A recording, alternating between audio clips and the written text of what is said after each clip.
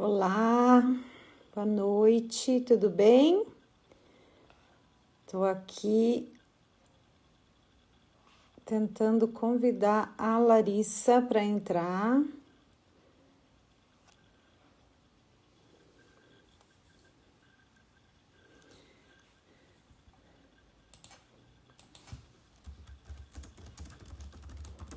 Deixa eu pedir para ela solicitar participar.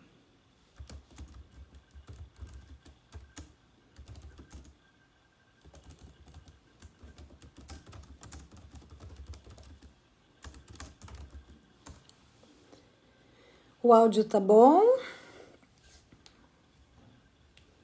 Cibele, a Paula querida, a Sani, Ricardo tá por aqui.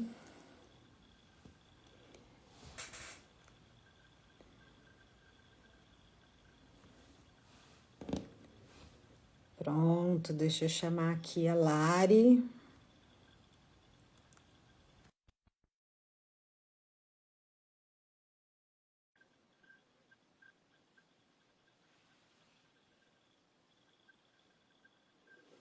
Minha tia querida, tia Marlene. Oi, Lari! Georgia, conseguimos! Conseguimos, a agenda Ai, marcada que para as bom! duas. Deu certo. Ai, nossa senhora, essa última atrasou um pouquinho, daí eu falei, ai, meu Deus do céu, corre! Faz parte do nosso dia a dia, né, Lari?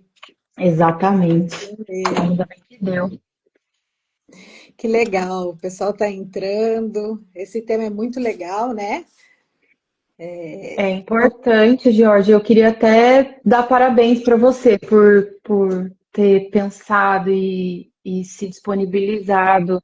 Eu sei que esse tipo de coisa na hora de agendar os seus horários são apertados, não é das coisas mais simples assim. E eu acho que é muito legal você ter tido a sacada assim de falar, vamos fazer porque extrapolar, né, informação para fora do consultório, para fora da universidade.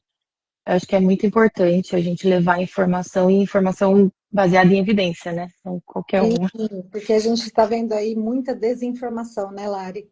E eu vejo Exatamente. isso dia a dia no meu consultório. Eu tenho muitos pacientes com superdotação, alguns Hum, alaudados, outros que eu bato o olho e falo para a mãe: olha, eu acho que vale a é pena a gente bem isso. investigar, né?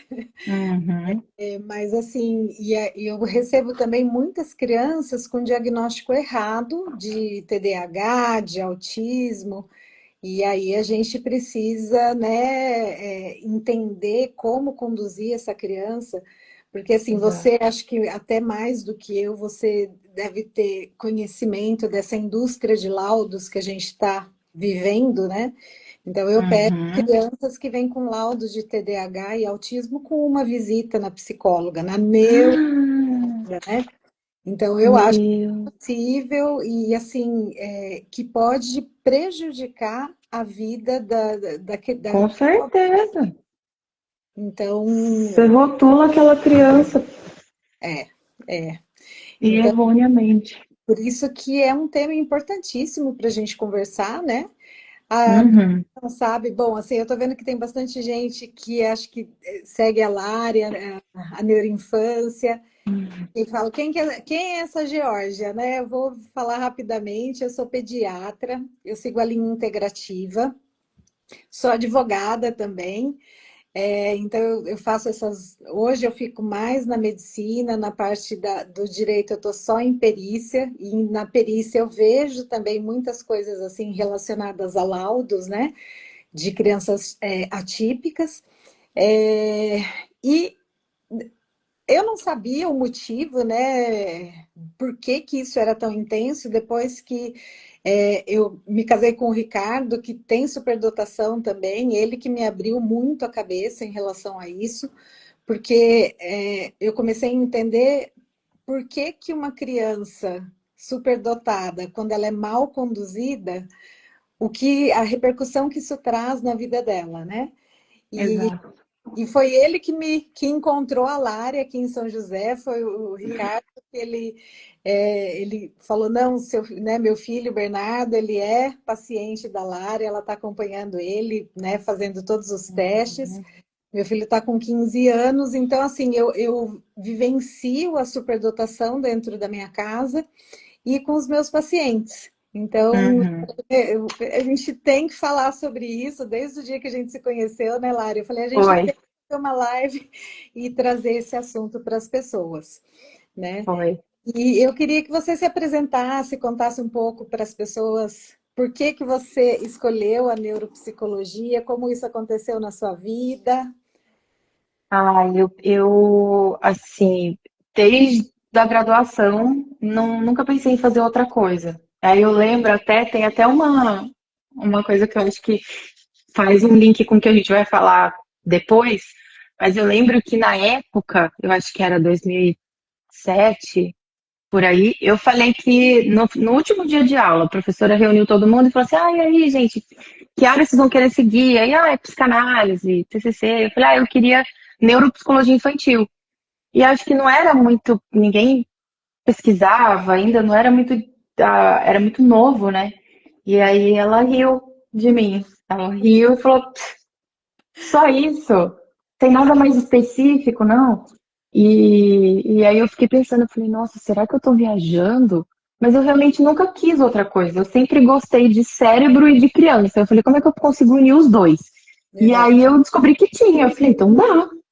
E aí eu fui, me especializei em neurociências de comportamento na PUC, me especializei depois em neuropsicologia no Einstein e fiz o mestrado em avaliação e reabilitação neuropsicológica na UFPR.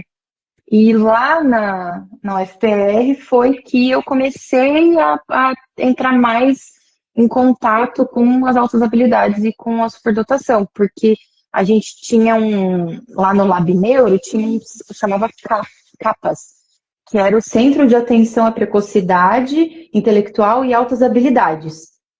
E aí eu ficava coordenando o laboratório dos pititicos com as crianças, e aí um outro grupo coordenava o dos mais velhos. E aí a gente de vez em quando unia os dois, ou fazia rodas de conversa, chamava os pais. E aí a quantidade de dados, de pesquisa, de informação foi assim riquíssimo.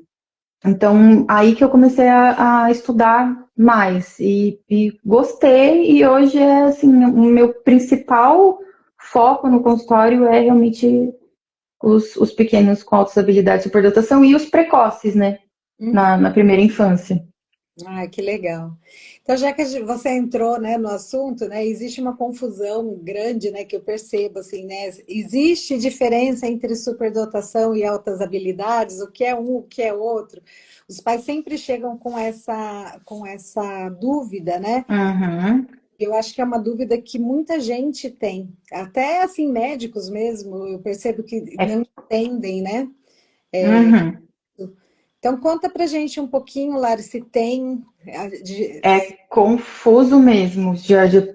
E a gente aqui no Brasil, o que a gente tem de consenso é que altas habilidades e superdotação são a mesma coisa, pra gente aqui. Lá fora, eles diferenciam. Mas eu acho que talvez seja por uma questão de termos, um é giftedness e aí outros é os skills. Mas para a gente trata tudo como a mesma coisa, altas habilidades e superdotação.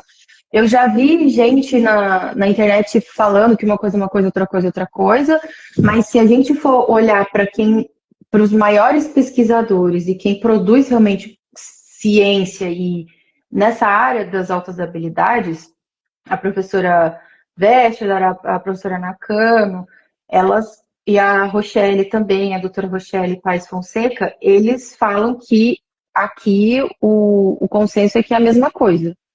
Ah, que bom.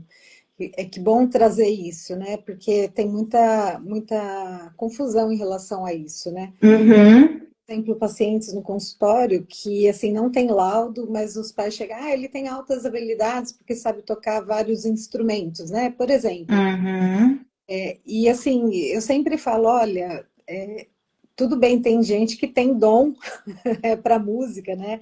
Eu nasci numa casa que minha mãe era dona do conservatório, então eu comecei a Ai, tocar que piano com 4 anos, né? Então eu toco vários instrumentos, tenho muita facilidade.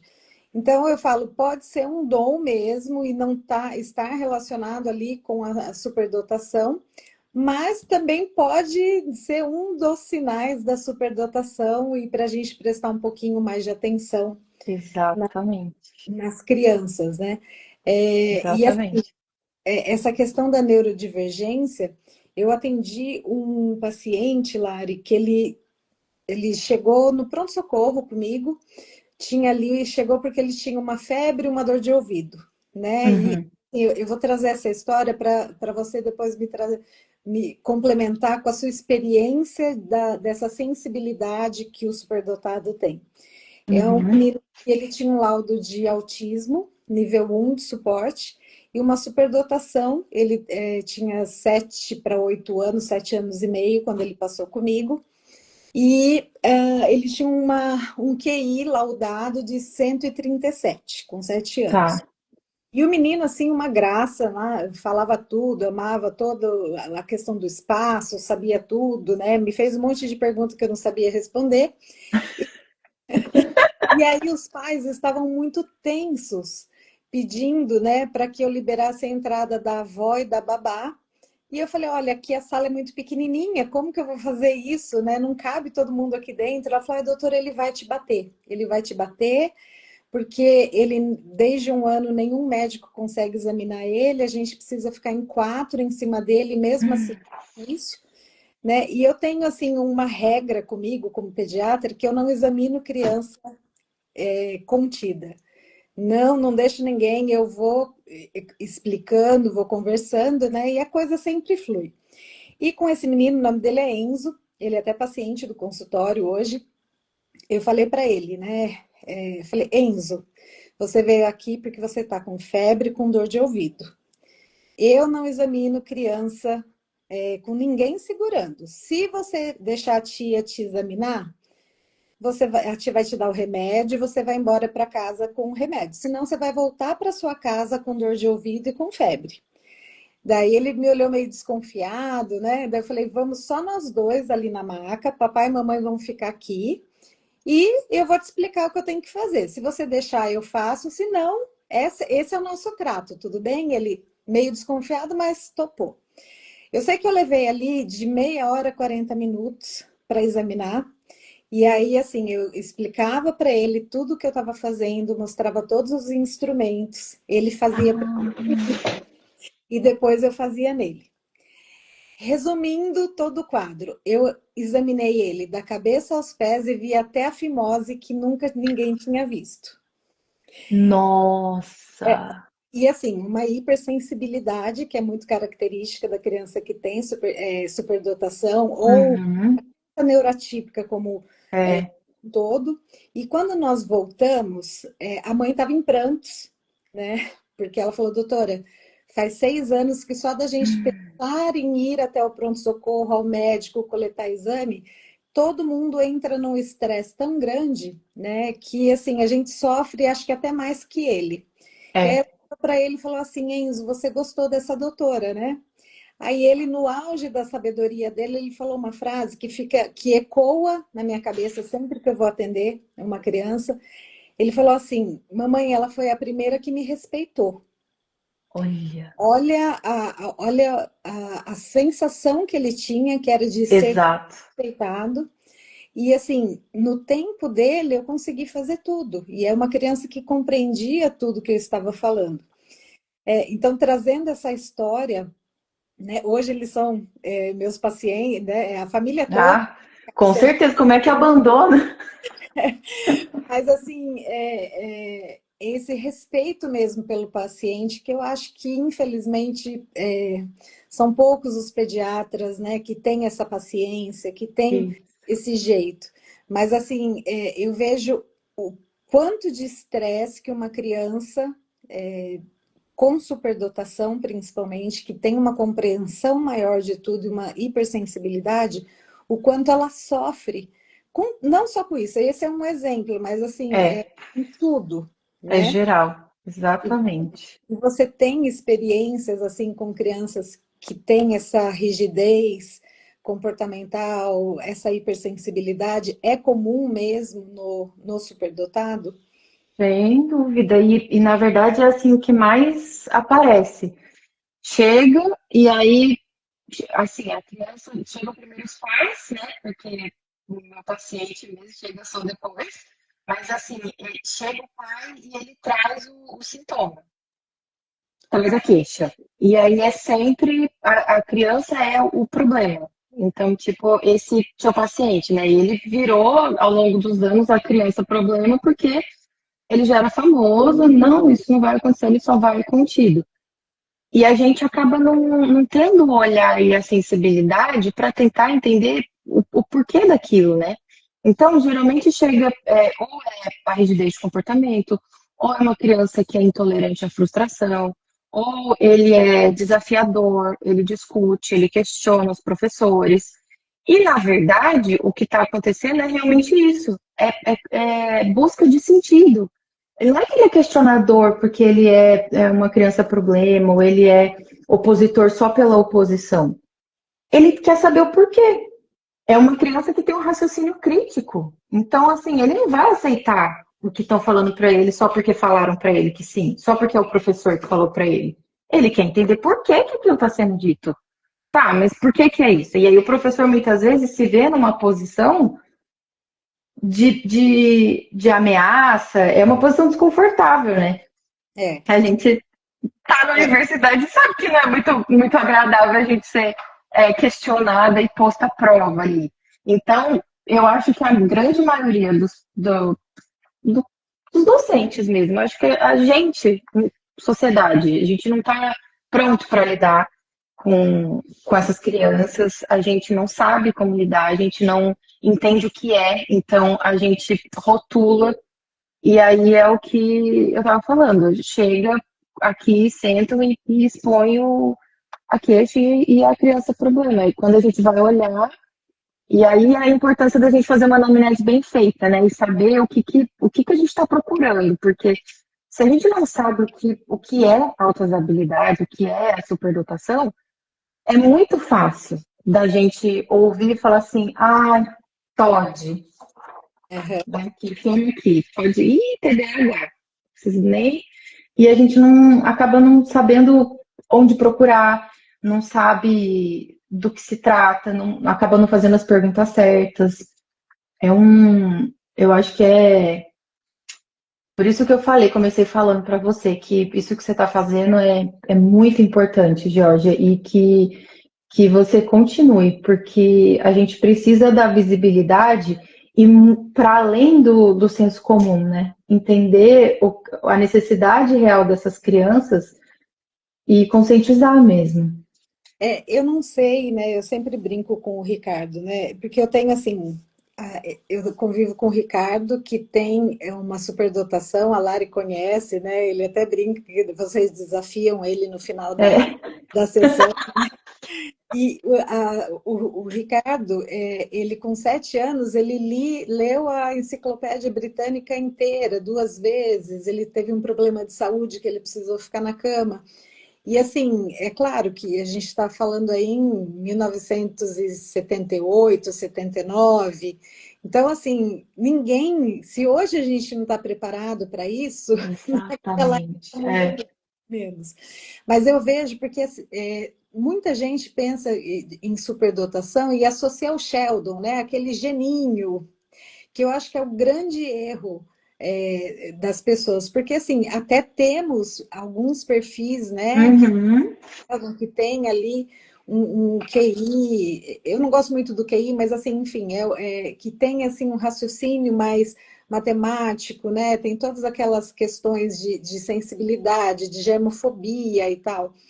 Então, Uhum. mas eu tenho, por exemplo, o Ricardo, que ele tem uma superdotação associada, por exemplo, à linguística. Ele é completamente voltado para a parte de humanas, que eu brinco que sai fumacinha da cabeça dele. E agora a gente Uhum. desapegando do meu filho, que é o oposto. Ele odeia tudo que é de leitura, né? Ele tem um raciocínio mais matemático, ele gosta de física.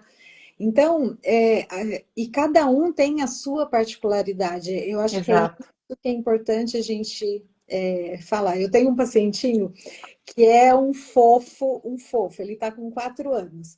E ele foi aquela criança que atingiu os marcos, né, de desenvolvimento neuropsicomotor muito cedo. Então, ele tentou cedo, ele engatinhou muito rápido e já começou a dar os primeiros passinhos, falou cedo.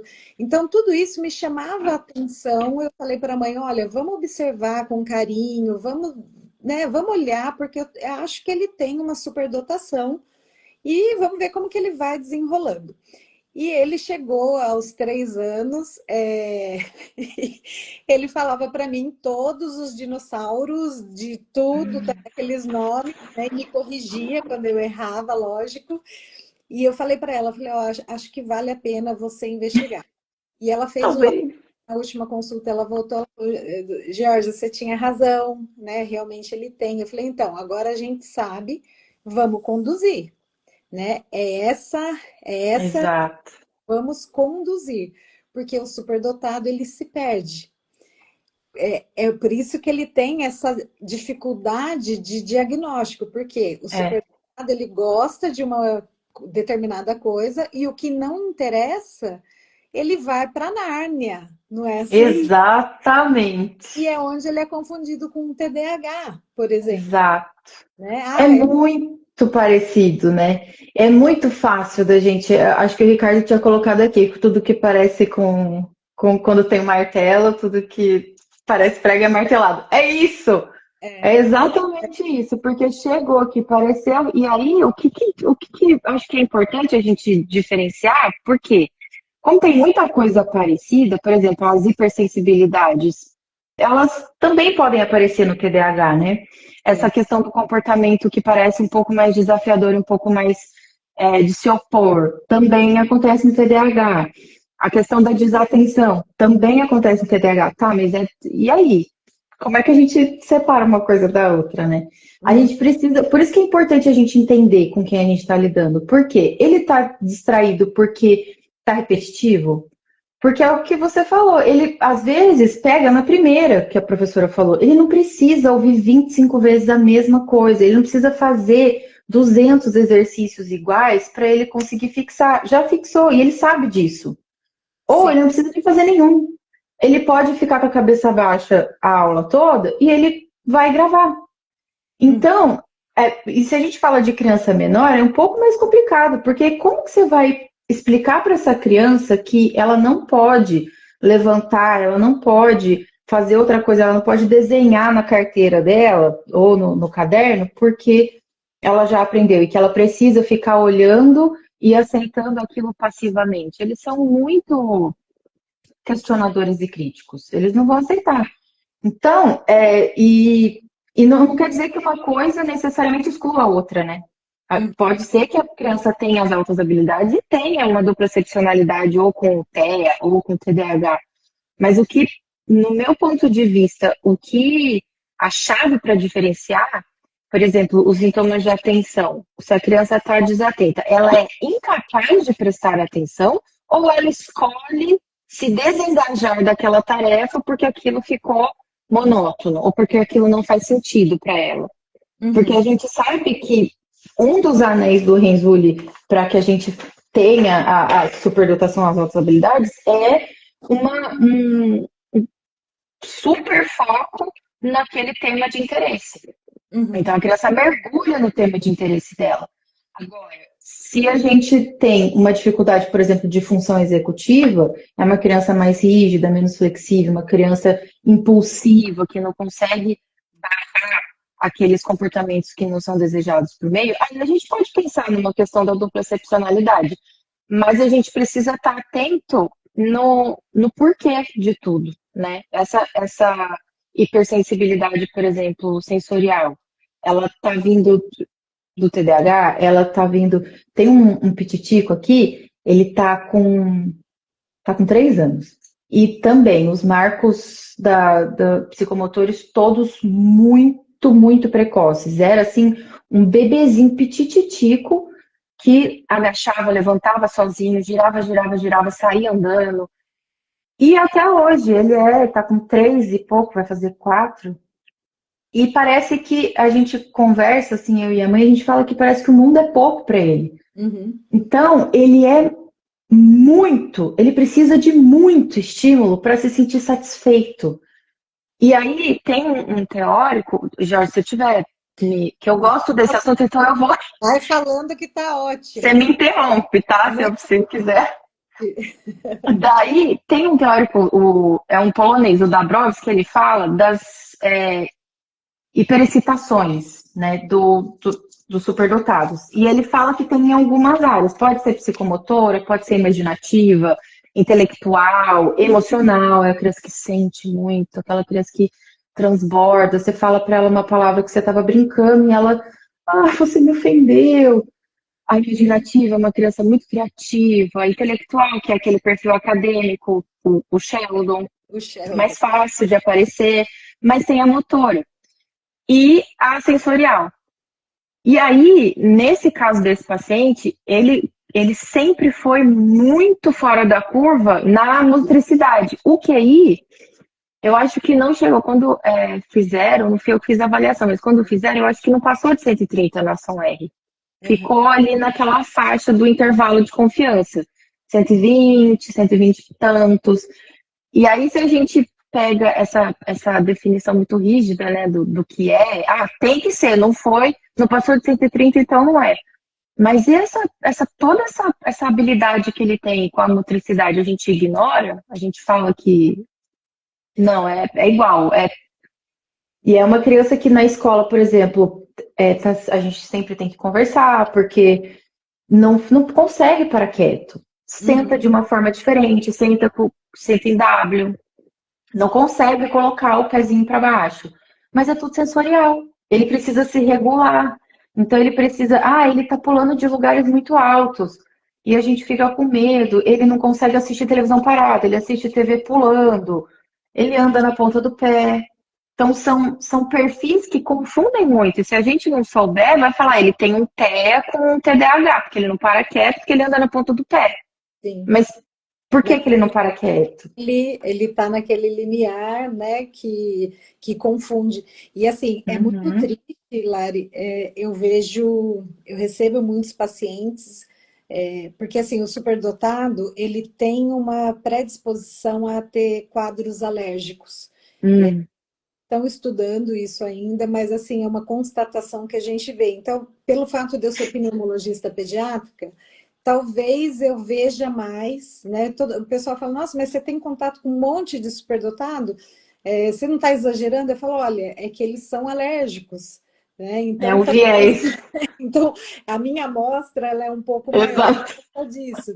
Mas eu pego muitos pacientes já medicados por psiquiatras, porque fizeram um laudo rápido, um laudo né, que às vezes eu ligo para neuropsicólogo e falo, mas com base em quê? Que bom. Eu fiz porque eu fiz, sabe? Então é o que eu falo, existem, como em toda área, profissionais e profissionais, né?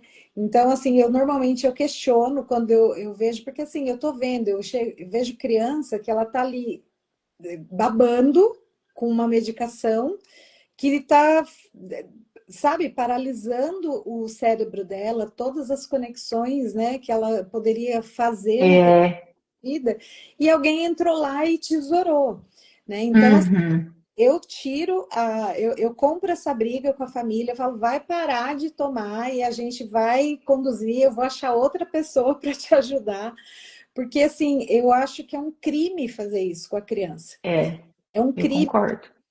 Eu vejo, né, o Bernardo, ele sempre foi uma criança que gostou de brincar mais com adulto, ele nunca tinha paciência de brincar com as crianças da idade dele. Quando ele me perguntam por quê, eu nunca consegui fazer ele cumprir alguma ordem falando porque sim, porque eu sou sua mãe. Exato. Não, se não faz sentido na cabeça dele, ele não vai fazer, né? Não vai fazer. Exatamente. E assim, os professores, eles querem colocar as crianças nas caixinhas que eles conhecem. Esse acho que é o problema, né? Eu tenho que Exato. colocar em alguma caixa, né? Então, quem não se encaixa, está fora do perfil, vamos colocar que é TDAH, né? E aí manda a caixinha, Uhum. chama a mãe na escola. Então, assim, é uma briga grande pela desinformação. E Totalmente pela desinformação. E por eles não saberem o que eles fazem também. Quantas vezes eu vou na escola, converso, explico essa questão, por exemplo, de sentar com a perninha para cima. Nossa, era uma briga, por que não? Porque todo mundo senta e ele tem que sentar. Eu falei, gente, é uma questão sensorial. é, Vamos escolher as batalhas.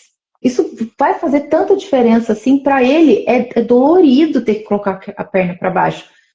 Diferença faz. Vamos tentar se flexibilizar um pouco. E aí a escola vai entendendo que não se trata de malcriação, não se trata dele querer desafiar o professor. É uma questão de neurodivergência. O cérebro dele trabalha diferente. exato. Ele interpreta, ele percebe o mundo de outra forma e mais intensa que as outras crianças. Então, para ele é mais difícil. E eu vejo a importância da gente saber ter esse diagnóstico, porque conduzir os pais, ajudar os pais a conduzir essa criança para que ela dê o 100% dela. Porque é muito É, comum, né, a gente pegar o adulto que tem o diagnóstico de superdotação na vida adulta, que passou muitos problemas, que ele era sempre o difícil, era criança difícil, então já vem com aqueles rótulos, né? uhum, Ele é difícil, ele contesta tudo, mas por que que ele contesta tudo? Então, exato. onde, por quê? Ou para que isso, né? Então tem que ter um motivo, porque senão ele sofre não só na parte emocional, mas essa dor emocional ela se transforma em física e começa a ter as doenças que não tem causa, né? Não tem não tem É, motivo de saúde, mas é a doença. exato. Mental. Ô, Jorge, eu até queria te perguntar uma coisa. Tem muitos aqui no consultório, olha, é uma grande parte. Eu acho que se fosse fazer uma conta bem assim por cima, uns, sei lá, 30% com dermatite atópica. Eles têm. Faz sentido? Faz.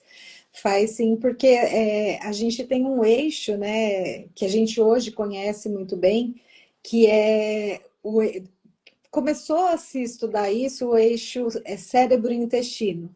Uhum. Então, que é muito importante, a gente já conhece bem esse mecanismo. E depois a gente entendeu que esse eixo inicial, cérebro-intestino, ele faz um outro eixo que é com pele e vias respiratórias.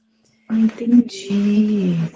Aí, alguma falha em qualquer um desses ramos dessa comunicação, cérebro-intestino e intestino, pele ou vias aéreas respiratórias, né, como um todo, eles manifestam mais a alergia. Talvez esse seja o gatilho e o motivo pelo qual o superdotado ou o neurodivergente como um todo tenha muita doença alérgica, seja de pele ou respiratória, né? Entendi, que interessante. Eu não tinha essa noção, porque a gente fala muito desse eixo que é o nervo vago, né, do E cérebro e intestino.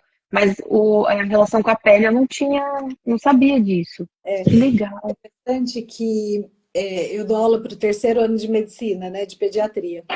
E aí eu faço plantão e eu sorteio alguns alunos que vão me acompanhar no plantão no pronto-socorro, para eles entenderem a diferença do ambulatório da faculdade, né, do SUS, Uhum. serviço, um serviço privado. E aí eu estava atendendo uma criança que estava ali numa crise de sibilância, uma crise de asma bem importante. E aí, no meio da conversa, né? Então, eu tratando essa crise de sibilância, eu falei assim: como que está o cocô dele? Aí todo mundo ficou olhando para mim, assim, por que você está perguntando do cocô se ele está saturando 88, né? Então, porque assim, para mim tem o sentido, né? Naquele momento, assim, eu vi que meu aluno me olhou assim, tipo, ela tá maluca, né? E aí depois Aham. o atendimento ali, a gente saiu, ele falou, mas professor, eu não entendi o cocô no meio disso tudo. A gente pode falar do cocô um pouquinho? E aí, assim, daí eu expliquei para ele, ele falou, olha, nunca ninguém falou isso. Eu falei, então, Olha isso. o fato, a medicina tradicional, ela tem a sua importância, mas ela corre atrás do rabo. Então, a medicina tradicional é aquela que espera a doença para correr atrás dela e curar. Uhum. A medicina integrativa, que é o que eu faço, eu tento entender o funcionamento do organismo dessa criança, como ela está inserida na sua família, para que eu impeça, para que eu previna que ela fique doente.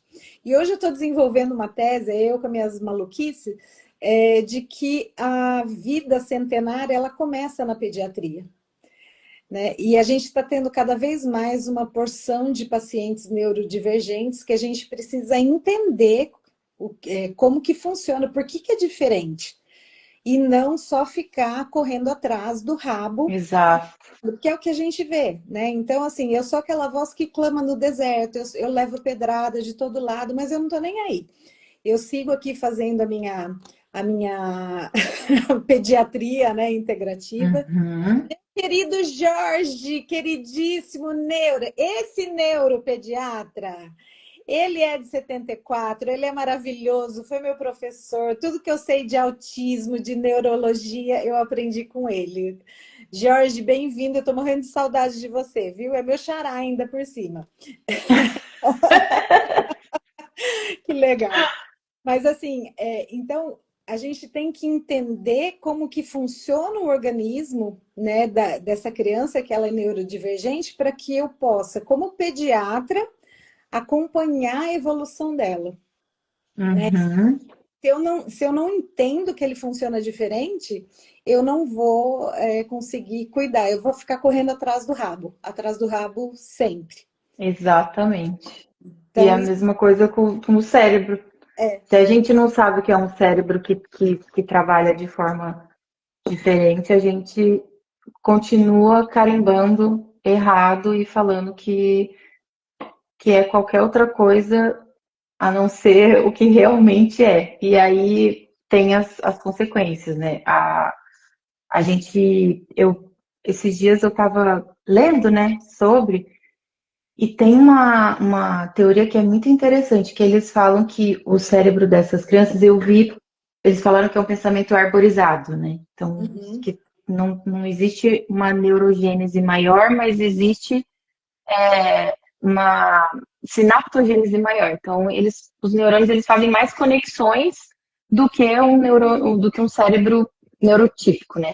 uhum, E aí eles falam que eles fazem mais conexões com menos consumo de glicose. Então é um uhum. cérebro que faz mais conexões, gasta menos energia. Mas existe uma coisa que eles falaram que o nome é inibição latente. É. E o que eu pesquisei muito e eu já tinha meio que consolidado era que o tálamo, ele é como se fosse o guardinha ali, ele deixa passar os estímulos e ele escolhe quem vai ser percebido e quem não vai ser percebido, de Sim. acordo com o contexto daquele indivíduo, né? Então, sei lá, se eu estou estudando e eu tenho TDAH, o meu tálamo deixa passar mais estímulo visual. Passou uma mosca, eu sigo, e depois opa, tenho que voltar. Ou alguém está falando e eu estou prestando atenção. Eu estou prestando atenção em muitas coisas, mas não no que eu estou precisando prestar nesse momento. E o que essa teoria da inibição latente fala é que o cérebro superdotado ele deixa passar, esse tálamo, ele deixa passar mais estímulos para serem percebidos, e isso é o que possibilita a beleza do pensamento, desse pensamento arborizado. Por isso que eles têm mais conectividade, porque eles percebem mais estímulos do que a gente. Uhum. Então, a gente, a Georgia não. A Georgia também percebe vários estímulos. Mas eles percebem muitos, vocês percebem muito mais estímulos. E a diferença é que ele está lendo e estudando. Tem um filme passando ali e os pais estão conversando lá. Depois, se você perguntar o que estava passando no filme, muito provavelmente ele vai te responder o que estava sendo dito aqui, o que estava passando no filme e o que ele leu. Porque o cérebro, o tálamo, ele deixa passar mais coisa para ser interpretada, mas ele consegue. Então, ele tem substrato para interpretar isso tudo acontecendo ao redor dele. Ele consegue ouvir, ler e depois te dizer tudo o que estava acontecendo. Então, não é porque o aluno não está olhando para o professor e está desenhando que ele não está prestando atenção, ou que ele não está absorvendo aquilo que está chegando. E a gente, se não sabe disso tudo, a gente deixa passar. É o que você estava falando, é um crime a gente medicar uma criança dessa. Porque olha o que a gente vai estar fazendo. Olha o potencial, olha a beleza desse cérebro, desse sistema nervoso. Eu sou fascinada, assim. Eu acho, assim, maravilhoso. E a gente colocar um medicamento ali para, igual você falou, tesourar isso é um pecado. Eu acho que inibe, né, a criança. Mas você sabe que tem um outro lado que eu percebo da angústia da mãe, né? Eu falo que a gente está vivendo uma epidemia de culpa materna em todos os sentidos, com mães de crianças típicas e atípicas. É uma coisa de uma culpa que acho que ela está muito mais intensa, muito mais forte do que a culpa que a gente sabia que a mãe tinha lá atrás, né? Uhum. Percebo que algumas mães, elas falam assim, agora eu descobri, né? Porque a mãe, ela tem que fazer 1000 coisas, tem que trabalhar, tem que cuidar da casa, tem que dar conta da criança, e uma criança neuroatípica, ela exige mais dos pais. Demanda muito, sem E dúvida. você coloca a criança numa caixinha, né? E vem um médico e fala assim, não, tem, né? Tem que medicar. Ufa, eu estou fazendo a minha parte. Uma questão de amenizar. Mas a gente precisa dar, eu procuro fazer isso nas consultas, né? Eu estou tratando, eu falo que eu sou a pediatra que não cuida só da criança, eu cuido da família toda, porque se eu não toda, eu não cuido da criança. Eu Exato. preciso dar esse suporte, chamar a atenção dessa mãe de que às vezes aquele medicamento não é necessário. Uhum. É aquela coisa, tem muito médico que atende criança, por exemplo, psiquiatra, que não é um psiquiatra infantil, é um psiquiatra que atende adulto e criança. E que nem sempre gosta muito. A gente, né, que quando a gente dá aula na faculdade, eu vejo quem odeia a parte de pediatria e quem ama. A gente fica muito nítido. Então, quando chega, e infelizmente, nas cidades do interior, né, no interior aí do nosso Brasil, é um psiquiatra que vê todo mundo. Então, Uhum. a mãe chega com essa demanda, olha, ele é difícil, ah, né? Ele não está prestando atenção Exato. na escola, eu estou sendo chamada na escola. Quando a gente pensa numa realidade do SUS, o conselho tutelar está em cima de mim, eu tenho que fazer alguma coisa, é muito mais fácil medicar, inibir, do que eu falar, não, vamos fazer alguma coisa para essa criança, vamos entender. Vamos conversar com quem está com ela todo dia, vamos na escola, vamos adaptar o ambiente a essa criança. Às vezes é só o ambiente que não está preparado para ela. O ambiente não engaja. Então, eu acho que as famílias de crianças neurodivergentes, elas precisam desse acolhimento de todo mundo, de todos os profissionais Sem que dúvida. atuam, né? Então, não dá para Uhum. ser só o médico, só o psicólogo, só o terapeuta, a fono, né? Que muitas precisam dessas terapias. Uhum. Precisa falar a mesma língua para acolher essa família. Isso, exatamente. Cheguei, meu Ele filho não está perguntando. A superdotação intensifica o TDAH. Posso falar, Jorge? pode. Pode? Então, Sani, a superdotação não intensifica o TDAH. São duas coisas diferentes, né? Eu acho que talvez você tenha perguntado quando os dois coexistem, quando é uma dupla excepcionalidade, talvez. E se eu pudesse me arriscar aqui a dizer, eu diria que é o oposto. A superdotação, geralmente, ela mascara as outras neurodivergências. Então, é um indivíduo que tem um funcionamento cerebral muito além. Então, assim, a gente faz, vamos supor, o que a gente está acostumado a fazer, aplicar bateria de instrumento, conversa na escola, né? E aí a gente vê que, poxa, mas aqui apliquei um instrumento de atenção concentrada, dividida e alternada. Ele marcou 99. Então o percentil dele é altíssimo. Não tem TDAH. E a gente não olha para o resto, né? Não olha para o contexto. Então, eu não diria que intensifica, eu diria que ela mascara o TDAH mais do que intensifica. Essa questão do tálamo que eu tinha falado, que passa muitos estímulos, a gente não pode achar que isso vai piorar, ou que isso vai trazer sintomatologia, um fenótipo do TDAH. Porque essa criança, quando ela não tem essa dupla excepcionalidade, ela consegue fazer tudo isso. Então, assim, ela tem no lobo pré-frontal dela mais conexões do que o neurotípico e ela vai conseguir barrar aquilo que não é desejável. Então, ela vai conseguir terminar a tarefa dela. O TDAH, não necessariamente. O TDAH vai parar na metade, ele vai levantar, ele vai sair, ele vai voltar. Então, se eu tivesse né, eu diria que mascara, assim como mascara muitas outras neurodivergências. O TDL, por exemplo, se a gente for avaliar a linguagem desse indivíduo, é muito mais difícil da gente falar que tem um TDL ou que tem uma dislexia, porque ele mascara, ele tem uma capacidade intelectual para, por exemplo, na hora que ele vai te falar, se ele não consegue achar aquela palavra, se ele tem uma dificuldade de acesso lexical, por exemplo, fica tipo, ai, qual que é? Como que é o nome disso mesmo?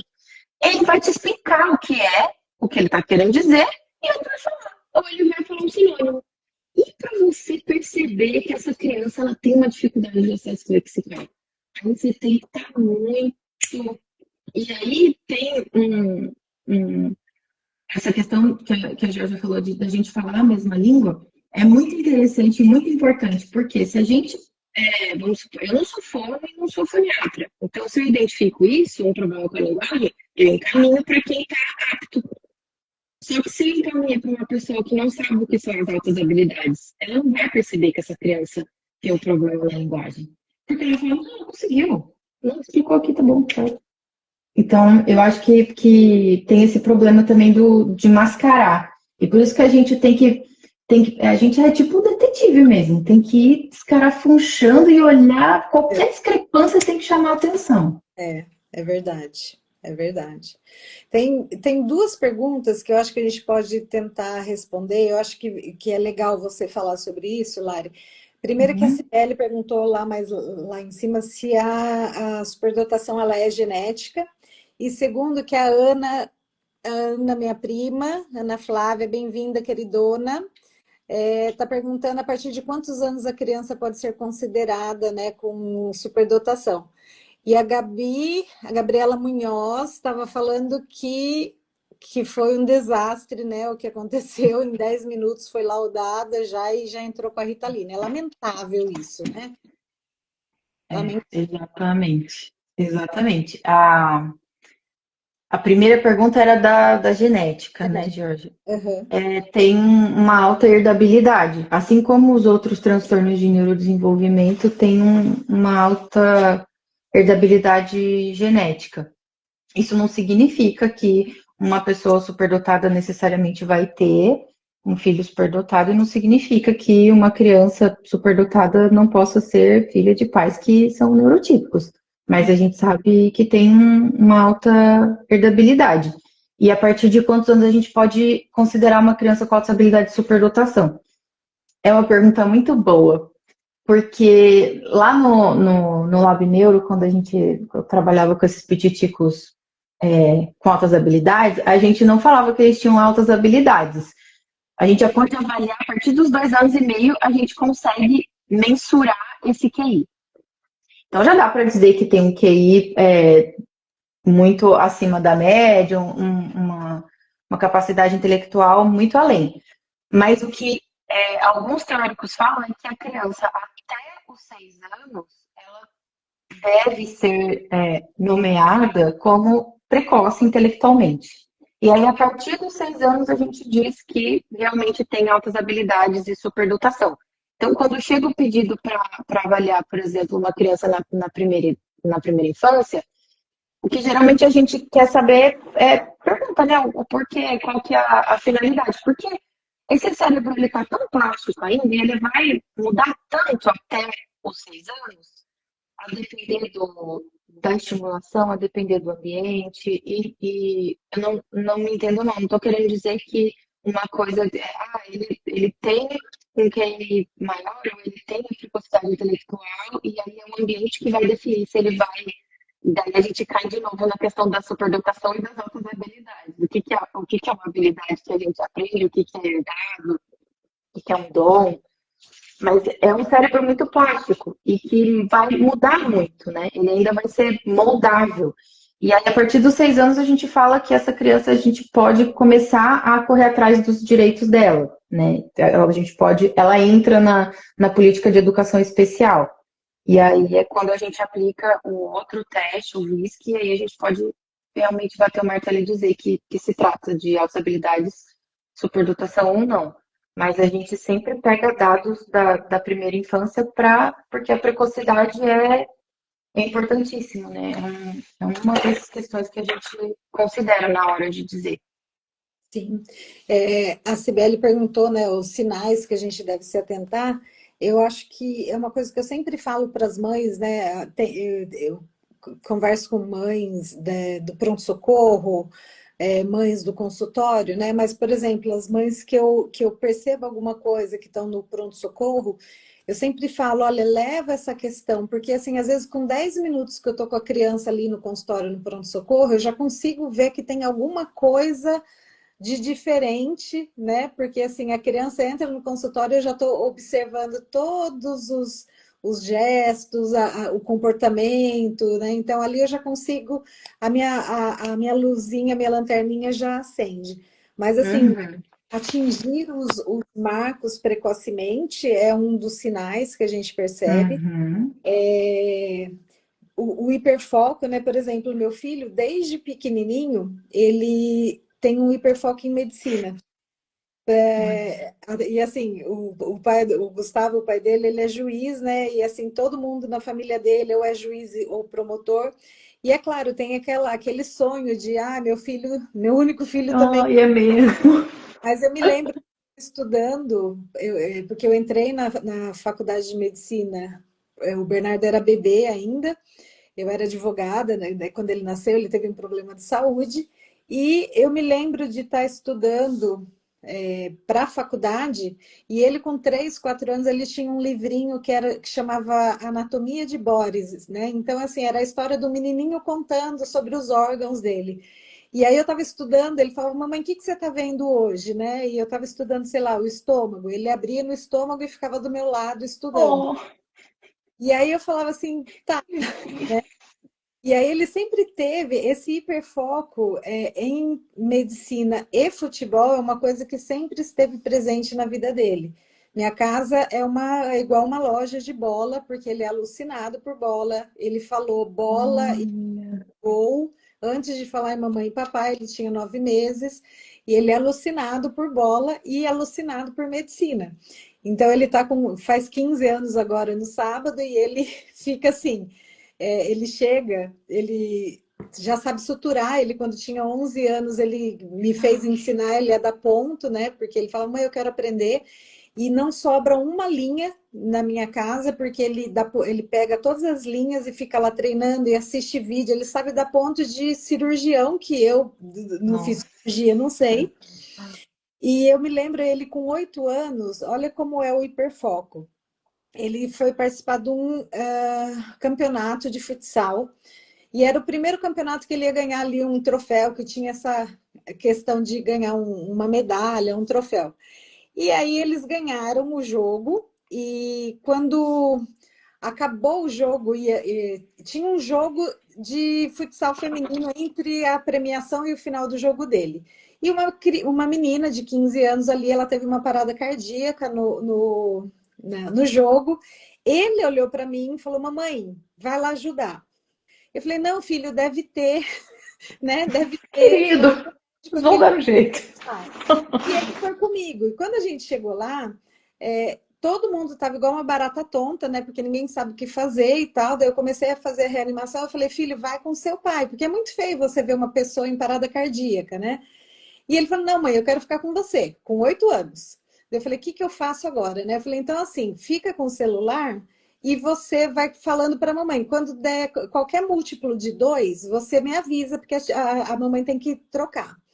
E aí a gente foi fazendo isso, eu falando com o Samu, ele me cutuca. Ele falou: mamãe, ela tá convulsionando. Com Ele 8. falou. E aí, todo mundo em volta, eu tinha que dar uns gritos com as pessoas, porque eles não sabem o que fazer e tal. E aí ela voltou, o Samu levou, e depois foi a premiação, e eu estava lá no foco, tirando 1 milhão de fotos com a mamãe paparazzi, né? Do primeiro torneio dele. Na volta para casa, eu falando: filho, o que que foi mais legal? Foi sua primeira medalha. Ele me fala uma frase que eu falei assim: não tem jeito, é dele, é o É hiper, isso. é a vocação dele. Ele falou: ver você salvando uma vida, mãe.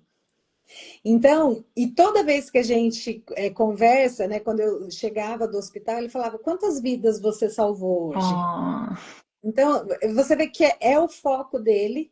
Hoje que ele está mais velho, ele entra, sei lá eu, em que aplicativo que ele acha, e ele fica me sabatinando. Então, ele pega casos clínicos e fala assim: mãe, eu vou contar a história da criança e eu quero ver até onde você é boa para diagnosticar. Então, é hilário, porque daí, assim, ele vai dando a historinha, eu falo: é isso, ele, mas assim não tem graça, né? Então, assim, ele fica me desafiando até ele achar um que eu falo assim: acho que eu tenho que pensar nessa. Então, yes. então é um hiperfoco, né? Ele tem, desde pequenininho, eles se alternam, mas é assim, é sempre entre futebol e medicina, futebol e medicina. Uhum. E eu acho que isso para as mães que estão em casa, porque assim, a criança ela tem as fases, né? Tem a fase dos super-heróis, as meninas lá, das princesas, mas é uma coisa que é assim, ele quer explorar tudo, né? Isso. Não é assim um gostar, ele gosta É, daquilo, mas ele aprofunda, ele quer saber tudo, tudo, tudo, tudo sobre aquele hiperfoco dele. Né? exatamente. Ele, por exemplo, meu filho acabar, se eu precisar suturar uma criança aqui, eu não tenho fio Ele. com todos, né? Eu tenho que esconder o fio. Então, Treinando. são esses sinais que eu acho que a gente tem que mostrar para os pais, né? Às vezes é uma linguagem precoce. Eu tenho uma família que eu atendo que a Laurinha ela é mais velha, hoje ela está com 3 anos, mas você olha para ela, ela é tão desenrolada, articulada, que ela Entre parece. 3 e 33. E aí a mãe, ela, né, então ela falou muito cedo, ela falava frases perfeitas com 2 anos, né? E assim veio. Depois veio o irmãozinho, que segue ali o bebê típico, o bebê Nos marcos. normal, digamos assim. E toda Uhum. a gente morre de rir, porque ela fala assim: mas ele não está atrasado? Você tem certeza? Porque ela tem uma referência que é de uma criança que tem superdotação. E eu falei para ela, né? Agora que É. ela está com 3, eu falo: olha, dá para a gente começar a investigar, mas são esses sinais que os pais têm que ficar. Nem todo pediatra vai ter esse olhar. Infelizmente, É, acho que é a minoria, não tem esse infelizmente. olhar. Acha que é exagero dos pais, que os pais querem ter um filho troféu. Vaidade, exato. É. E não, né? Se a gente perde esse time de observar, de diagnosticar, de encaminhar para uma avaliação de Isso, psicóloga, é, a gente perde, né, o time de ajudar e estimular corretamente essa criança, né? exatamente. E tem eu agora não lembro o nome, mas ele fala, tempo é cérebro. E tempo é cérebro mesmo. Se a É, gente, quanto mais tempo passa, mais cristalizado vai ficando, mais tempo leva essa intervenção e piora o prognóstico. Quanto mais cedo a gente consegue começar essa intervenção, mais rápido a gente consegue melhoras e mais duradouras esses avanços são, né? Sim, sim. E é tão interessante, né? Porque a gente mudou para São José dos Campos agora em dezembro. E eu cheguei, né, nos serviços aqui, né? E assim, eu trago muito isso, né, para os colegas, né? E eles me olham como se eu fosse um ET. Uhum, É interessante porque ali no pronto-socorro, né? Para mim, assim, eu analiso a criança como um todo em qualquer lugar que eu esteja. Então, às vezes uhum, eu vejo essa criança que é um pouquinho diferente. O Ricardo também, né? Tem um olhar assim é, muito minucioso, tem um foco para isso, né?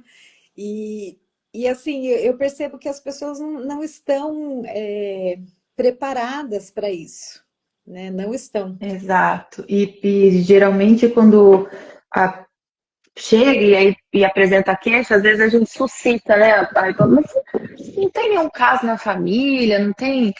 Tu não acha que pode ser? Não, ixi, ele vai super mal na escola.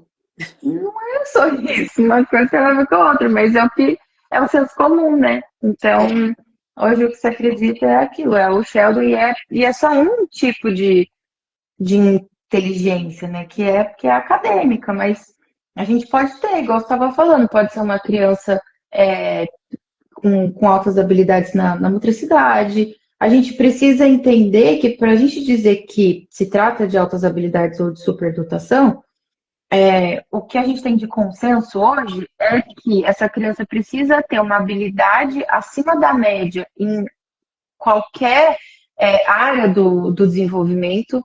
Então, pode ser motora, pode ser linguística, pode ser lógico, matemática, pode ser uma artística, pode ser musical, e ela precisa ter o outro anel um foco muito grande naquilo, então ela precisa ter um comprometimento com aquela tarefa e ela precisa ter criatividade.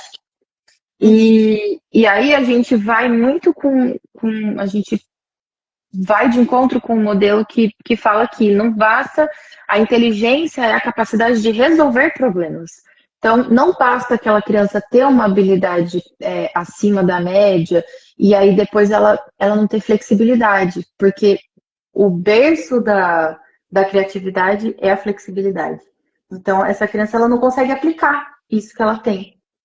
Então, daí a gente já não pode dizer que se trata de um caso de HSD. Mas se a gente tem esses três anéis, independente da área em que aquela criança performa muito, muito acima, a gente pode dizer, óbvio, que hoje o que a gente tem para avaliar é o teste de QI. Talvez mais para frente, e tomara que a gente tenha vários outros instrumentos que ajudem a gente a complementar. Mas hoje o que a gente pode bater o martelo e se embasar para dizer que aquela criança tem ou não altas habilidades é um QI acima de 130. A maioria da comunidade científica concorda que acima de 130, mas tem gente que fala que acima de 120 já pode ser considerado. E aí a gente considera outros fatores. E é essa questão pode ser uma questão, pode ser altas habilidades que pode ser cognitiva. Então, é uma criança que tem uma super memória, ou uma criança que tem uma super atenção, e ou pode ser tudo, que é o que tá, no caso do B ali, tá mais ou menos isso. Você sabe que é legal? O Ricardo ele tem um projeto que eu falo que está dentro dele, que eu estou tentando puxar esse projeto dele para fora, que é meio que montar a Liga dos Superdotados, como se fosse a Liga. Porque a gente fica muito irritado quando a gente vê, por exemplo, crianças num programa ali do Luciano Huck, né? Desses programas de TV que ficam ali fazendo a criança como um miquinho de circo. Ah, porque ela fica soletrando e tal. Isso, primeiro, como advogada, eu vejo que assim, é uma exposição da criança, né? Que nada justifica isso, porque a frustração, porque um vai ganhar e muitos vão perder Exato. e uma frustração que está acontecendo ali aos olhos e na frente de milhões de pessoas, né? Então essa criança ela pode voltar para a cidade dela, para o dia a dia dela, já taxada de, você não é superdotado, você, né? Então vem ali já com a... Exato. E eu acho que falta esse olhar, né, dessa liga de superdotados mesmo. A gente vê em Israel, por exemplo, eles começam a investir em crianças superdotadas desde muito cedo, com 3, 4 anos eles já percebem, né? Então os professores lá em Israel são muito bem treinados para isso. Eles fazem essa detecção de que é uma criança diferente, que tem um potencial. Uhum. E o próprio Estado de Israel, ele investe nessa criança para ver qual é a habilidade dela. Olha que legal. Eles investem, então pagam tudo para essa criança porque eles sabem que ela vai devolver para o Estado o que foi investido. Aqui a gente Exato. tem isso, né? A gente não tem. A gente tem. O que a gente vê no Brasil de superdotado? A gente vê as crianças que estão se expondo na TV. Então, É a nossa política pão e circo. pão e circo. Então, quem sabe aí a gente não dá um start nesse projeto aí da Liga dos Superdotados, que o Ricardo tem aí estruturado, É, a gente começar a divulgar realmente nas escolas, né, para ensinar mesmo, porque os professores não sabem como lidar, os diretores não sabem como lidar com essa criança, exatamente. E muitas vezes elas são podadas, né?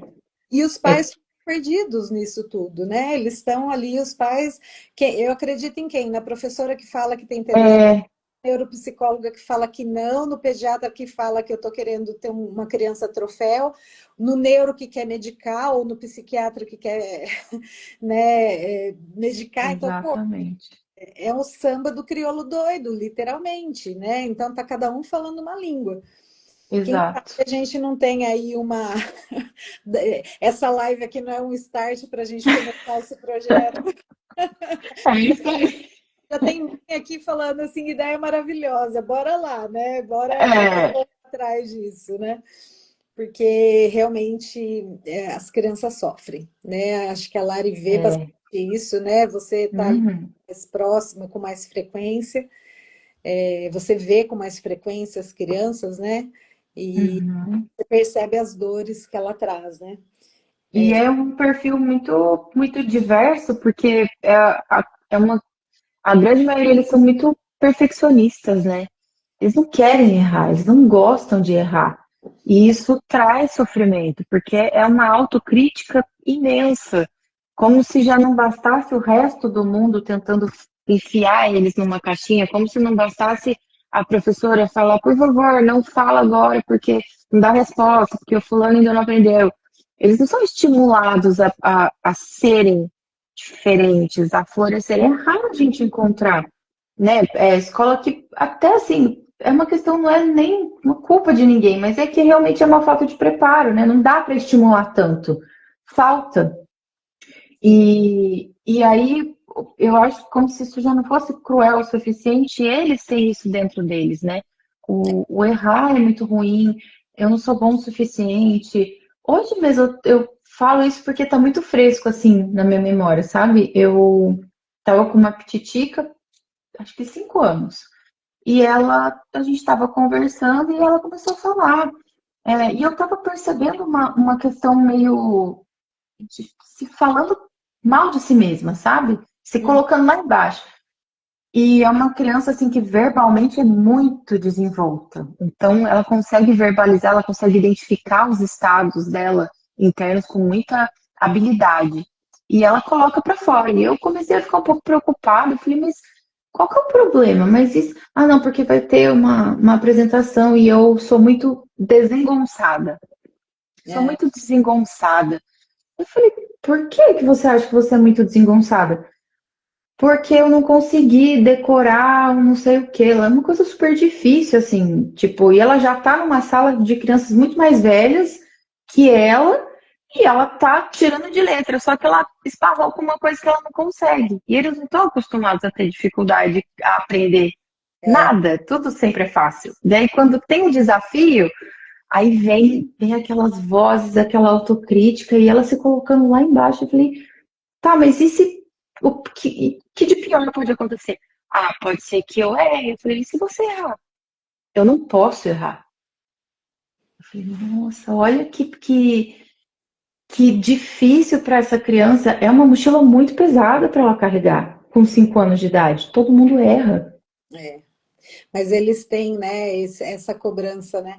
Eu sempre criei o Bernardo muito assim, estimulando ele a resolver os problemas dele, né? Ele desenrolar lá os problemas dele. E eu me lembro, ele com 4 anos, eu fui buscá-lo na escola e ele saiu. O Bernardo é assim: se ele tá bravo, é só bater o olho nele que você vê que a cara dele, a sobrancelha fica franzida e tal. Aí ele saiu, eu falei, o que que aconteceu? Ele falou assim, a professora falou alguma coisa para ele, né? Eu falei assim, bom, se foi a professora que falou isso para você, ela é a chefe da sala. Então você resolva com ela amanhã. Ele tinha 4 aninhos. E aí ele ficou bravo comigo. Eu falei, eu não quero nem saber o assunto, filho. Você vai resolver com ela amanhã, porque ela é a chefe, não adianta você falar comigo. É com ela que você vai resolver.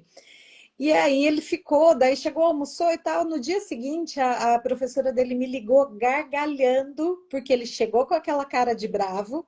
Ela Foi falou, resolver. tá tudo bem? Bom dia, Bernardo. Ele falou, eu quero falar com você, professora. Desse jeito. Imagina o susto dela, 4 anos. Aí ele falou assim: ontem você me deu uma bronca, falando que eu tinha feito isso, mas quem fez foi o colega tal, e não foi certo o que você fez. Aí ela gargalhava, ela falou assim: Jorge, enquanto ele não falou, a cara dele não mudou, né? Então, Uhum. assim, esse desenrolar, e dali para frente eu percebi assim: ele tinha qualquer problema ali na escola, ele mesmo ia, falava com a diretora, com a professora, e depois ele só. Olha, autonomia. É, mas assim, por muitas vezes ele tinha exatamente isso que essa sua paciente apresentou. Ele falava assim: ah, eu não sei fazer isso, mãe. Ah, eu não sou bom nisso, né? Tanto é que o Bernardo ele toca bateria desde os 4 anos e a única vez que eu o vi tocando bateria foi quando ele fez 14 anos, que foi a primeira apresentação. Eu não sabia se ele tocava, porque ele Olha, ia à frente, né? Porque, mãe, você é muito boa no piano, porque assim, eu estudava 8 horas de piano por dia. Então, ele é aquele medo de se comparar, de não ser. Eu falava, filho, mas cada um é cada um, né? Cada um é, exato. né? E tem isso. E olha como a coisa evolui. Agora, outro dia a gente estava vendo um vídeo, né? Tem uma trend aí que é assim, ser mãe de adolescente é, né? Daí assim. Uhum. Six Seven, que eu nem sabia o que que era isso. E, fala mó aura, mãe, né? Então eu falei, filho, mas você não fala isso. Ele falou, não, mãe, na escola eu falo porque eu tenho que ser igual, né, os meus colegas. Olha, Mas eu acho uma besteira isso. Eu falei, mas você fala na escola? Ele falou, de vez em quando, mãe, tem que falar, né? é Então você necessário. tentam se encaixar no que a maioria faz, mesmo achando que aquilo é uma besteira. Falo que Exatamente. a gente que tem filho que está em investigação de superdotação, a gente que convive com pessoas com superdotação, a gente tem que entender, porque algumas vezes eles vestem uma máscara, eles criam uma persona para pertencer ao grupo, principalmente nessa idade da adolescência. Os É, menores, principalmente. mas principalmente os adolescentes, né? Exatamente, porque é quando começa essa fase de se enxergar como alguém diferente dos pais. E É, aí, quando ele se desgruda dessa imagem dos pais, ele vai buscar nos pares. sim. E aí ele chega nos pares e fala, nossa, mas não tem ninguém aqui com quem eu me É. pareço. E ele precisa fazer parte de alguma forma. E se a forma dele fazer parte. E isso que ele ainda é um menino que tem uma cognição social muito aguçada. Porque ele conseguiu perceber que se eu vestir, se eu for dessa forma aqui, eu consigo me encaixar. Vou passar batido, vão achar que eu sou igual. Tem criança que tem rigidez. É. E aí ele fala, não faz sentido, não tem porquê, eu não consigo, eu não sou assim. Começa o isolamento, que eu acho Exatamente, que da adolescência é o que mais nos preocupa. Esse sem isolamento dúvida. pela rigidez, né? E assim, parecer com os pares ali, né? Então, se ele não Exato. consegue... E uma coisa que eu tenho percebido dessa parte, né, da rigidez, do isolamento, é que em 2011, 2012, a gente via que isso causava uma repercussão de automutilação, de tentativa de autoextermínio em adolescentes. E eu já tive muitos pacientes com tentativa de autoextermínio, que graças a Deus sobreviveram, crianças se mutilando das formas mais variadas com 8, com 7 anos por conta Imagina. disso. Então, o mundo ele está muito cruel, né? Se você não está ali andando na correnteza, se você tenta nadar contra a correnteza e ficar diferente, o mundo está muito cruel com as nossas crianças e adolescentes. Uhum. A gente, né, tem que ter esse olhar mais refinado mesmo, esse olhar mais detalhado, porque assim, eles dão sinais. Só que às vezes no dia a dia a gente não presta atenção, né? Passa batido. A Gabriela falou, e quando ganha o rótulo de superdotação e altas habilidades, parece que essa autocobrança ainda piora. Piora muito, piora muito. É, e não é só deles, né? Não é só a autocobrança, é o entorno também, porque daí, nossa, mas você não é superdotado? Ah, por que que você tirou nota X, os colegas na escola? Ou os pais, quando não entendem muito bem, tem um nível de exigência que triplica, assim. Tem um colega que eu estava no mestrado, ele estava no doutorado, e ele falava para mim falava, Lari, mas eu evito. Eu como se não fosse a nossa obrigação colocar o que a gente vê, mas não, eu não coloco mais altas habilidades porque é um fardo para a criança e só piora, os pais não sabem lidar com isso e a expectativa nas costas deles, então eu não falo mais. Nossa, mas eu acho que é uma questão que daí a gente atravessa até um limite que talvez seja ético, mas é só para ilustrar o peso que eles carregam. De qualquer forma vai ser um fardo. Ser diferente é difícil. O mundo não foi pensado para pessoas diferentes, né? E, e de qualquer forma é um fardo, mas eu acredito que seja muito mais benéfico a gente identificar e a gente saber por que a gente é diferente, do que a gente passar uma vida inteira angustiada, achando que não faz parte, que a gente é o problema, que eu sou esquisita, ou que eu tenho isso ou aquilo, e na verdade, não. É, Então, eu acho que é volta naquele. O Ricardo, né, meu marido, ele está aqui, ele está comentando que o José, filho dele, que também tem superdotação, e o meu filho, eles tentam mostrar para os outros que eles não são superdotados porque eles sentem vergonha disso, né? Uhum. E o Ricardo, ele tem uma história com a superdotação que ele sofreu muito fisicamente por conta disso, e ele foi descobrir a superdotação com 48 anos. Parece que dali para frente tudo fez sentido na vida dele, né? Agora eu entendi por que que eu agia daquela forma, porque que eu tenho uma hipersensibilidade, porque É, me incomoda, né? Então, a gente tenta cuidar e trazer essa criança, o diagnóstico ele é importante, né, Lari? Para evitar que chegue na vida adulta dessa forma, tão exato, sofrida, né? Com uma vida tão exato. difícil. Então, eu acho que é a mensagem que a gente tem que ver, assim, porque a gente percebe quando o nosso filho é diferente do coleguinha. Então, Uhum. muita gente fala assim, mas como que eu vou perceber se meu filho tem ou não, né? Então, assim, a gente vê nas brincadeiras, a gente vê na precocidade, né? Nas habilidades. Alguns têm muita facilidade com a leitura muito cedo, outros com música muito cedo, né?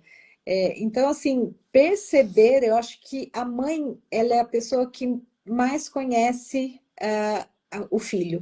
A gente conhece a nossa cria, né? Então a gente precisa acreditar nesse feeling que a gente tem, É, buscar ajuda com a pessoa certa, porque se você vai passar com uma pessoa errada que não entende, que não gosta muito disso, é um tiro no pé, né? Você não É, vai caminhar, né? exatamente, exatamente. E tem também, a gente, se pudesse ficar falando aqui dos sinais e de como identificar, nossa, tem tanta coisa. É, Se a gente colocou, né, no título da live a questão da ansiedade, se for parar para pensar, são crianças que às vezes têm preocupações muito além da idade delas, preocupações existenciais, são crianças com senso de justiça muito apurado, tudo que é injustiça revolta muito, crianças curiosas pra caramba, eles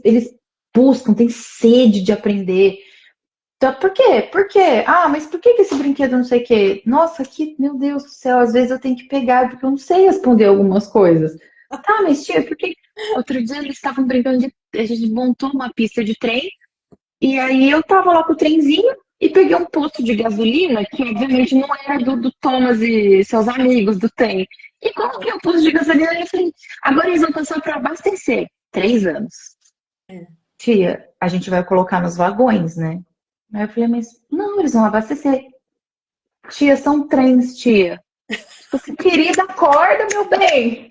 Abastecer? Isso é isso de uma criança de 3 anos. é, Então, é. tem alguma coisa Que diferente, né? fora, né? Tem alguma coisa que está fora ali do esperado da criança, né? E é isso, É, né? A gente acompanhando, a gente observando nossos filhos. Por isso da importância, né? Eu falo que minha consulta como pediatra ou como pneumo mesmo, eu faço uma consulta de 1 hora e meia, né? E tem médico que fala assim para mim, como que você aguenta ficar? Eu falo, gente, eu nem vejo passar, porque assim, eu é, tanto, eu pergunto tanta coisa, eu deixo a criança brincar, eu fico vendo o jeito que ela brinca, e uma coisa que me chama muita atenção nos que tem, né, a superdotação, né, ontem, segunda-feira, a gente estava conversando, né, e a criança brincando ali, né, no chão, né, com os brinquedinhos, e a gente falando, né, daí do além ele vem e faz uma participação especial no assunto, né? Então ele tá brincando, e aí vem, e você fala, não, ele não está prestando atenção. Não, e não é, prestando atenção, como vem e dá a opinião dele, né? com licença. Então, são esses detalhes, né? Lógico que cada um tem a sua habilidade, cada um tem ali o seu hiperfoco. E é o olhar refinado mesmo, a intuição de mãe, de pai, porque a Uhum. gente conhece a nossa cria, né? E buscar o profissional certo, né? Porque senão isso fica complicado, complicado. É, Na superdotação, no autismo, no TDAH, né? Acho que uhum, neurodivergência, isso é importante a gente frisar aqui, né? exatamente. Exatamente, porque às vezes a gente acaba, quantas vezes, né? Chega aqui com um laudo antigo e aí precisa refazer, porque aquele documento não é o filho da pessoa. É. Não diz nada. E, e aí acaba tendo que fazer tudo de novo. E não é só oneroso em termos financeiros, que é uma coisa que poucas pessoas têm acesso e é uma coisa cara de se fazer. Uhum. Mas também é oneroso psicologicamente, é cansativo ter que passar por tudo aquilo de novo, você continua sem saber o que está acontecendo. E tem uma família que me buscou, me procurou e falou: ah, a gente queria refazer porque só gerou mais dúvidas. E a gente precisa de respostas. Então, assim, tudo de novo. É, é. E dá para fazer essa avaliação, Lari, online ou tem que ser presencial? Não porque os instrumentos não são padronizados para serem feitos. Tem gente que faz, Uhum. mas, de novo, Não não é é o para ideal. aquilo que foi feito. Não é o ideal porque a gente não tem padronização para ser feito online. Tem algumas escalas, alguns inventários que a gente consegue aplicar com os pais de forma online. Mas é só, tipo, inventário de sintoma de TEA, inventário de ansiedade. Isso a gente consegue, porque existe Uhum. um sistema que foi feito para isso. Agora, eu pegar as pranchas, por exemplo, do teste intelectual do VISC e mostrando para ele aqui via vídeo, não tá certo, né? Tá. Não foi Pode pensado para isso. ter aí na interpretação, né? E E que principalmente criança, né? Que a gente, eu falo que eu vou fazendo avaliação aqui, principalmente criança que tem a sintomatologia de TDAH, tem o fenótipo do TDAH. Nossa senhora, para aplicar 70 pranchas uma seguida da outra, para ele ficar parado, não existe essa possibilidade. Eu falei, eu sou alvo de Nerf, tudo para que. Tá com uma borracha então, agora para saber qual que é a resposta. Da cambalhota, sobe em cima da mesa. Não tem a possibilidade. Imagina fazer online. Não não, dá. não tem condições, né? Uhum. Que papo gostoso, né? Se a gente Né? ficar aqui horas conversando sobre isso. É verdade. Nossa, que legal. Então, para a gente encerrar, Lari, me fala que mensagem que você gostaria de deixar para os pais, né, que suspeitam, né, ou aqueles que já têm, ou os que suspeitam, né, que o filho tem superdotação e altas habilidades, né? Deixa uma mensagem para a gente. Eu acho que informação nunca é demais. Assim, na dúvida, procura e investiga. Não deixa passar. Porque é Sim, o que a gente estava falando. Tempo é cérebro. E é o que você falou. Procura quem vai cuidar do seu filho, porque você está entregando o que é mais precioso, que você tem de mais precioso nas mãos de alguém. E eu tenho a plena noção da importância do que eu faço, do que você faz, que é cuidar do bem mais precioso daquela família doente, mais precioso.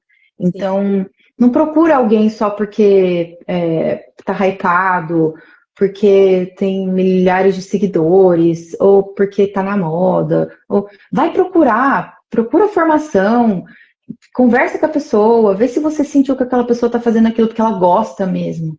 Porque tem muita diferença, né? tem. E custa caro depois para não para consertar aquilo que ficou para trás, né? Custa caro financeiramente e custa caro para o cérebro, né? De tempo de vida da criança, né?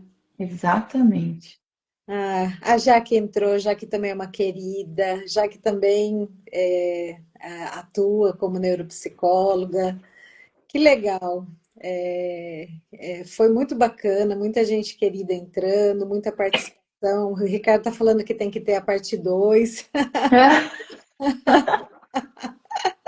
Boa. E vamos fazer, sim. Uau. E eu vou deixar salvo, colocar em collab com a Lari, então tanto no meu Insta quanto no dela vai ficar salvo aí. E vamos continuar. Eu acho que a gente tem que chamar o Ricardo para participar, para ele Eu falar acho. sobre os superdotados, né? Boa, eu concordo. Para participar da próxima live, para falar aí dessa sua ideia da Liga dos Superdotados. Concordo. Eu concordo. Boa ideia. Aqui que a Jaque falou, percebo que é uma condição que só gera sofrimento quando não é dado o suporte necessário. É isso mesmo, Jaque. É verdade. Exato. Obrigada a todos. Ana Flávia, minha prima querida. A Aline também entrou no começo. A Aline também tem criança, filha com superdotação. Então, assim, eu acho que aqui bastante gente, né, que está nesse. Eu falo que a gente está no balaio aí de pais e mães de superdotados. Eu acho que foi um assunto muito importante, muito. Uhum. Aprendi muito, Lari, né? Ai, eu também. A Lara, eu não consigo ir, né, por causa da minha vida corrida aqui de consulta, mas o Ricardo está toda semana lá com o Bernardo, acompanhando. Eu só tenho a agradecer o carinho, porque ele ama, assim, ele fala que é super legal a segunda-feira, Oh, porque ele faz oh, horário. E ai, que coisa boa de ouvir. Obrigada, mãe, gente. né? A mãe fica com o coração quentinho, né? Quando a gente vê que o Bernardo ele tem assim uma resistência, né? Em se abrir, mas a Lari conquistou o coração dele. Ele é demais. Ele adora, ele fala assim, se eu pudesse eu ficaria aqui mais uma hora falando com ela, né? Então, assim, isso pra gente, e para mim como mãe, assim, meu coração está tranquilo, que eu sei que ele está sendo muito bem guiado, avaliado, Ah, cuidado. Eu quero te obrigada, agradecer Jô. como mãe, né? E a minha tia maravilhinda, a tia Marlene, está aqui também. Ai, Cris. Então, assim, vamos fazer dobradinha disso, né? Vamos, com E, certeza. e para quem ficou com a gente, obrigada. Se tiverem mais alguma dúvida, pode mandar no direct que a gente responde, tá? E vamos ver Entendi. se a gente faz aí com o Ricardo da Liga do Superdotado. Fica aí o tema para Boa. a live. Boa. Obrigada, gente. Obrigada pelo convite. Eu fiquei honrada. E obrigada pela confiança, Rubê. Sim, sim, sim. Né? Desde o primeiro dia, quando a gente conversou, eu falei assim: olha, achei. Porque assim, é difícil, né? Ainda mais eu que convivo, que vejo lá Ai, é. praticamente todos os dias. Eu tinha muito medo de fazer pela experiência que chegava, que chega para mim no Uhum. consultório, né? E o Ricardo te achou, pesquisou, te achou, ele falou assim, Gê, acho que essa vai dar samba. E realmente Ah, que coisa boa. o Bernardo está feliz, a gente também. E eu quero te agradecer muito pela sua disponibilidade de estar aqui nessa Eu que noite, agradeço pelo convite. dia de quarta-feira, Sim. e, Tomar uma sopinha agora. e agradecer todo mundo que ficou, tá bom? Obrigada, gente. Então, um beijo, Obrigada, Jorge. Um beijo. até mais. Boa noite para todos. Até. Até. Obrigada, obrigada, Cristina. Obrigada, Cris.